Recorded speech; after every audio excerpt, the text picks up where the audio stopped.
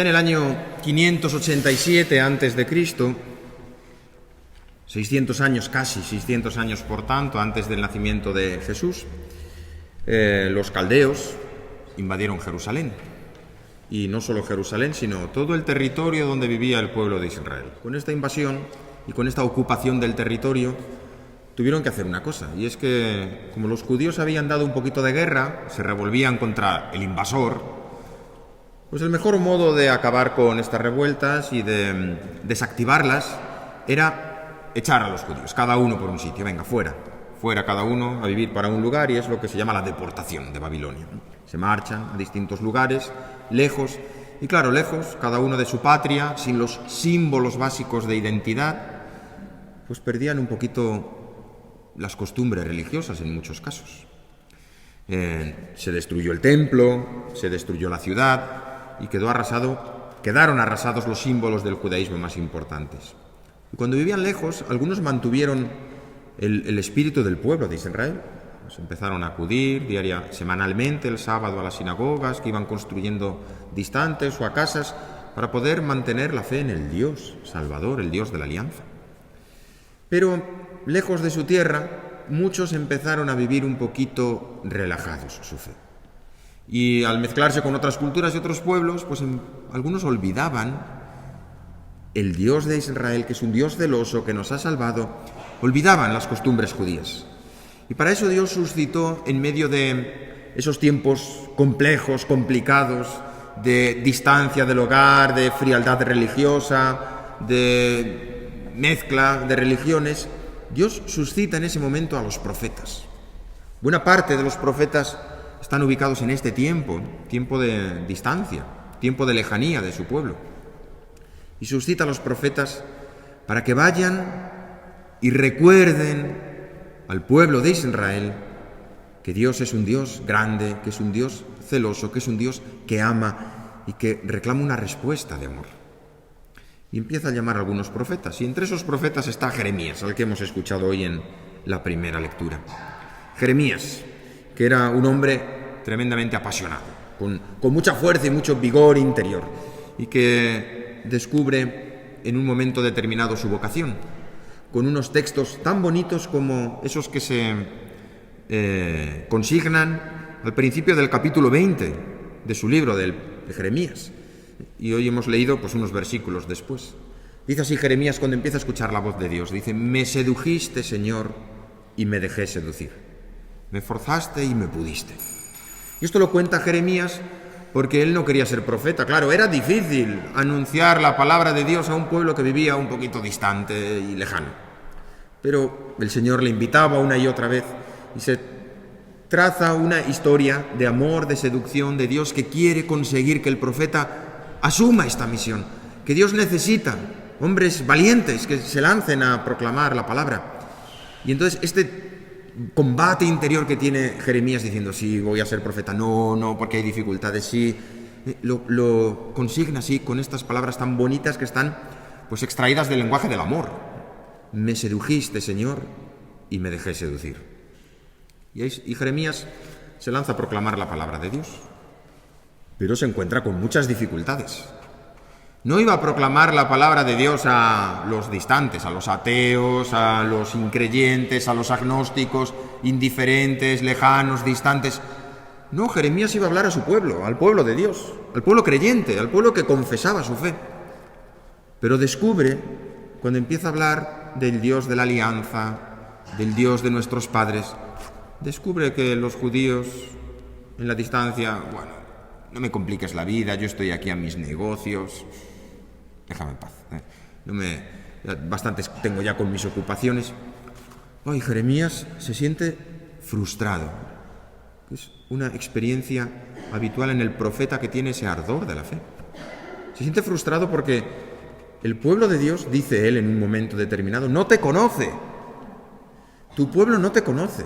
Bueno, te conoce intelectualmente, sí, hablan de Dios, de Moisés, saben cosas, pero no te conocen en la vida.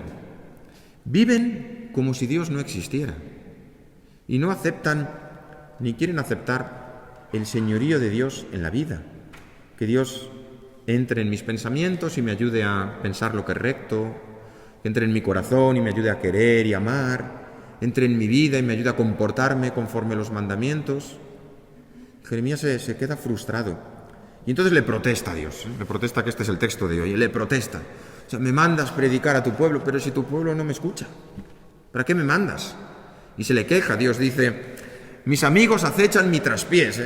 Cuando voy allí a hablarles de Dios me dicen: cállate ya, cállate ya. Pero él dice: tú eres mi fuerza y quiero proclamarte. Y esta experiencia de frustración del profeta, pues se la encuentra el profeta siempre, que trata de recordar el amor de Dios a un pueblo que muchas veces se confiesa creyente, pero que vive lejos de Dios. Y nosotros hemos llegado a esta situación, nosotros. Bueno, no sé si nosotros que estamos aquí, el resto del pequeño pueblo, pero fijaos que es tan habitual encontrarse con personas que se dicen creyentes no practicantes. Entrarían en el concepto de lo que el propio profeta Jeremías anunciaba: este pueblo no te conoce, porque en su vida no te acepta. Sí, intelectualmente, cultura cristiana, todos somos creyentes, pero en su vida, en su corazón, en su obra diaria, vive muy lejos de ti. Este es el gran dolor de Jeremías, el gran dolor de Jeremías, el pueblo que vive lejos de ti. Y esto digo que es habitual porque también nos previene Jesús hoy en el Evangelio, con palabras que nos invitan a proclamar la palabra de Dios sin miedo, frente a aquellos que dicen, pues repitiéndolo una y otra vez, que la religión es algo privado, personal, que cada uno tiene sus propias convicciones religiosas, que hay que vivirlas en la intimidad. Bueno, pues mira, parece que hoy Jesús viene a responder en el texto, que no lo hemos elegido, pero es el que viene hoy. Dice: lo que os digo en la oscuridad, decidlo a la luz, y lo que os digo al oído, pregonadlo desde la azotea, a la plaza pública, al espacio público. Nos lo dice Jesús con mucha fuerza. Y nos previene que habrá muchos que no nos harán caso, sobre todo dentro de los nuestros, de la comunidad cristiana, que viven como si Dios no existiera. Ya rezo yo en mi casa, no necesito ir a la iglesia. Ya hago yo, bueno, y perdemos de vista los mandamientos de Dios, la propuesta del Señor. Lo que os digo en la oscuridad, decidlo a la luz, y lo que os digo al oído, pregonadlo desde la azotea. Y nos previene Jesús contra aquellos que pues no les gusta lo que decimos, no en el ámbito general, sino en nuestro ámbito cotidiano, que podemos poner ejemplos muy concretos. Uno a lo mejor está reunida la familia y alguno dice, bueno, pues yo qué sé, pongamos ejemplos, en la misa de Nochebuena, y está allí cenando, y dice, bueno, yo me voy a ir a la misa del gallo, y le dicen algunos, eso está ya desfasado, ¿dónde vas? Eso era del siglo XIX. O uno dice, bueno, pues yo voy a ir a catequesis, vas a la iglesia, pero estás trastornado. Y estas experiencias, pues algunos las viven sus compañeros. A lo mejor uno se mueve en un ambiente muy creyente y no le pasa, pero yo conozco a personas que hasta a los familiares, cuando uno se levanta de la mesa y se marcha a la misa del gallo, se enfadan. Dicen, nos dejas aquí. Pero ¿la Navidad qué es? Y entonces Jesús nos invita, no tengáis miedo a los que matan el cuerpo, es decir, a los que viven pues muy materialmente. Dice Jesús, no pueden matar el alma. Y esto es lo que uno debe defender en su vida, el alma, el espíritu, la fe. Tenemos que ser valientes para defenderla, no dando voces por ahí, pero sí en estos pequeños diálogos, conversaciones que tenemos con compañeros de trabajo, cuando nos puedan decir algo, pues ser capaces de tener respuestas cariñosas, afectuosas, serenas, no ir a la guerra, serenas, pero tener respuestas. Y para eso un cristiano debe formar su fe, leer la palabra de Dios, leer algún libro, mirar en YouTube a veces formación cristiana, para darnos respuesta a nuestros interrogantes, para formar nuestra fe y para tener una palabra que decir ante aquellos que pueden minusvalorar nuestras convicciones creyentes, nuestras prácticas religiosas, nuestra participación en la Iglesia. Jesús nos lo dice con esta fuerza. Hoy, no solo proclamarlo en público, sino al decir en público no hace falta sacar un megáfono y gritar, sino en esos ámbitos en los que uno se mueve con los compañeros, con los amigos, con los familiares, y hacerlo con gracia, con alegría, con entusiasmo, las convicciones que uno tiene. Compartirlas, hablarlas, decirlas. También para defender muchas veces que nos callamos.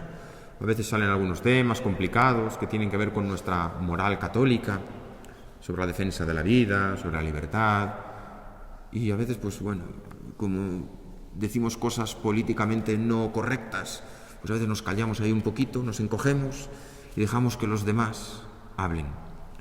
Curiosamente siempre se envalentonan más los que defienden el mal. Cuando uno es un muchacho y está en el instituto o en el colegio, pues si uno no quiere ir a clase, siempre el que no quiere ir a clase presume de que no va a clase, de que se va a ir por ahí de paseo y se intenta llevar a otros. Y los que quieren quedarse en clase siempre les da como vergüenza. Como decir, bueno, yo me quedo en clase. Y tenemos que decirlo yo voy a cumplir con mis responsabilidades.